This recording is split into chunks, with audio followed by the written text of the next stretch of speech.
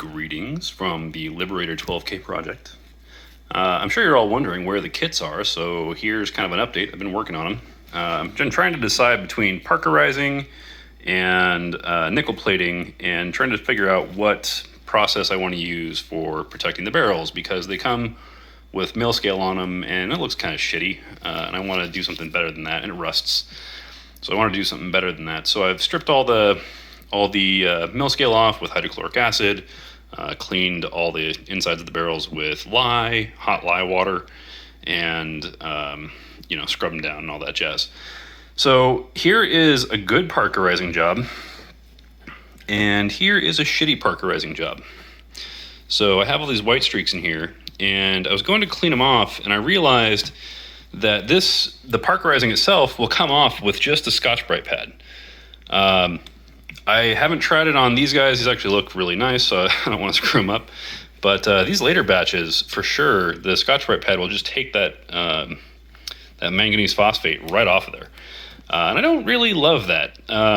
So these three I've stripped down, and I've been kind of just wetting them down because I want to see. This one's nickel plated. These three are the phosphated, and I've stripped it off. And I want to see what happens if I just keep wetting down this nickel. I haven't done it next to the phosphate, I guess, but I wanted to prove myself, one, because I'm kind of working on a lot of barrels here. I wanted to prove myself, one, that these three weren't nickel plated, but I also wanted to see, like, to this one that I know for sure is nickel plated, what happens if I keep wetting it down and put it side by side with these guys and basically give it ideal conditions for rust.